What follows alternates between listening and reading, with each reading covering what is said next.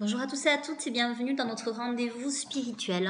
Donc aujourd'hui nous allons parler des supports. On va commencer par parler aujourd'hui du pendule et puis ensuite je vous ferai d'autres tutos pour vous parler des cartes, tout ça. Alors comment ça se passe avec les supports?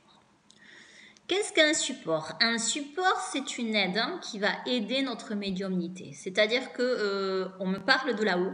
J'ai du mal à capter en médiumnité pure, à avoir vraiment tous les tenants et les aboutissants. Donc, je vais m'aider d'un support qui va permettre à mon canal de recevoir les informations plus facilement. Comment je vais me servir de ce support? Déjà, où c'est que je vais me le procurer et comment je vais me le procurer? Donc, un pendule, on va aller le chercher dans des magasins d'ésotérisme, bien sûr, où c'est qu'ils vendent aussi des minéraux. Voilà. Comment on le choisit? Alors, un pendule, on ne le choisit pas, il nous choisit. C'est-à-dire que vous allez être derrière votre vitrine, vous allez mettre la main et vous allez donc laisser le pendule vous choisir ou non, venir à vous ou non. Donc, il y en a un qui va se mettre à bouger plus que les autres et vous saurez que celui-ci vous a choisi.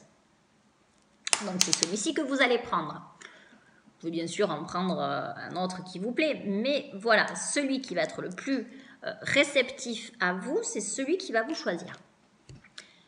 Alors ensuite, vous allez donc prendre votre pendule, vous le ramenez à la maison. Premier truc, pendant 48 heures, vous allez le garder sur vous. Bon, nous les femmes, souvent on le met dans le soutien-gorge, comme ça il est bien peau à peau, il prend bien notre magnétisme.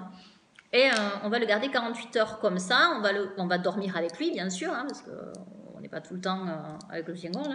Donc voilà, on va dormir avec lui pendant 48 heures, lui parler vraiment qu'il s'imprègne de nous et que nous nous imprégnons de lui, puisque notre fluide va agir en connexion avec lui.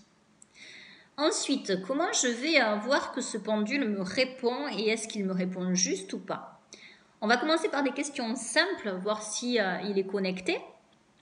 Et on va aussi lui dire de s'arrêter pour voir s'il nous écoute bien. Donc déjà, on va lui demander quel est son sens pour nous dire oui ou pour nous dire non. Et pour nous dire peut-être, parce que des fois, il y a des choses dans la vie qui ne sont pas encore tout à fait figées et qui peuvent bouger. Donc, il faut qu'on sache tout ça. Donc, on va le prendre comme ceci. On va mettre notre main dessous, on va essayer de caler son coude, c'est mieux au départ parce que ça permet de ne pas trop bouger. Et on va lui dire, dis-moi oui. Voilà, il va vous montrer donc le sens dans lequel il tourne pour vous dire oui. On va lui dire stop. Et puis on va lui dire dis-moi non.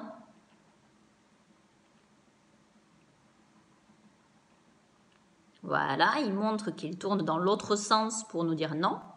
On lui dit stop. On va lui dire dis-moi peut-être.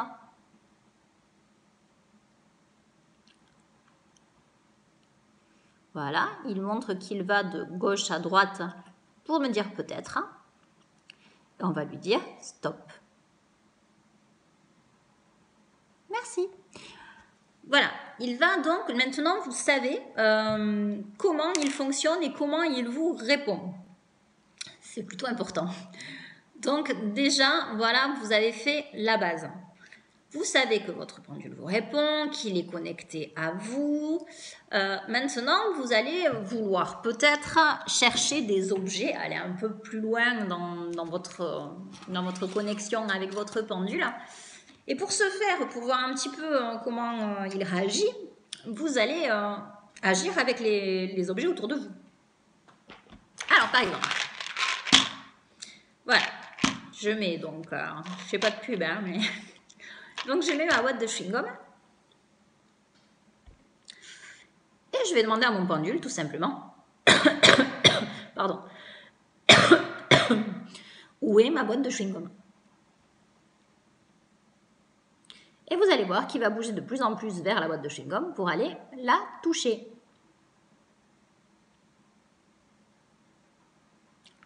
Voilà. Merci, stop. Donc voilà, vous avez vu qu'il va vous emmener vers les objets. Vous allez le suivre comme ça dans la maison. Hein. Après, vous vous amusez à chercher. Enfin, vous amusez, c'est jamais très amusant. Mais par exemple, si vous cherchez vos clés, tout ça, vous allez le suivre. Alors, je sais, on est un peu pressé, on n'a pas trop le temps quand on est dans des moments comme ça. Mais voilà, vous pouvez chercher des objets chez vous grâce à lui. Il va aller de plus en plus vers la direction pour vous emmener vers ces objets. Un pendule, qu'est-ce que ça a de bien aussi? Un pendule, c'est une pierre. Donc, ça peut être aussi en cuivre, mais c'est plus pour la radiesthésie. Voilà. Enfin, ils peuvent le faire tous, hein, mais il y en a qui sont peut-être plus pointus là-dessus parce que, érigés pour. Bon. En attendant, votre pendule, donc, c'est un minéraux qui va donc vous servir aussi de protection. Les pierres nous protègent. Voilà ce qu'il va faire en plus. Si vous vous servez de votre pendule en magnétisme, en tant qu'énergéticien, on va mettre sur la personne, alors imaginons que la personne, donc, elle est allongée.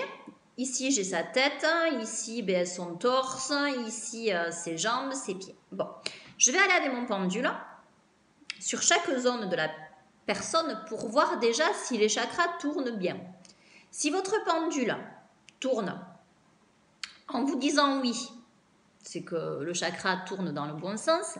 S'il vous dit non, c'est qu'il va falloir énergétiser, qu'il va falloir s'occuper de ce chakra pour pouvoir le remettre à ce qu'il tourne dans le bon sens. J'ai du mal à m'exprimer aujourd'hui. Donc, voilà.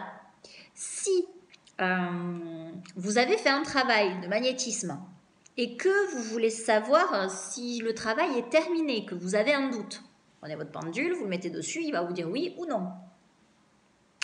Voilà ce qui concerne le pendule, ce que je peux vous dire sur le pendule aujourd'hui. Il va de soi que si vous avez des questions, qu'il y a des choses que j'ai oublié de dire, qui ne me viennent pas, moi, à l'esprit de suite. À ce moment-là, vous n'hésitez pas à m'envoyer un commentaire et je vous dirai, je répondrai à votre question. J'ai oublié quelque chose aussi de vous dire, c'est bien quand vous êtes dans votre salle, votre endroit dédié donc à l'ésotérisme, si vous voulez voir si vous avez fait le travail de protection, s'il est assez fort pour vous protéger, vous lui posez la question. Si vous voulez vous assurer que votre endroit est protégé, vous lui posez la question. Si vous avez la réponse d'une entité et que vous ne savez pas si elle est bonne ou mauvaise, vous lui posez la question. Voilà. C'est votre outil pour vous aider au mieux dans votre médiumnité, dans votre rituel ésotérique et en magnétisme. Voilà. Je reviens vers vous soit dans l'après-midi, soit très vite, pour vous parler donc d'un autre support qui sont les cartes. On va voir ensemble comment on se sert des cartes, qu'est-ce que ça nous amène, comment il faut les regarder. Voilà, on va voir tout ça ensemble. Je vous dis à très vite.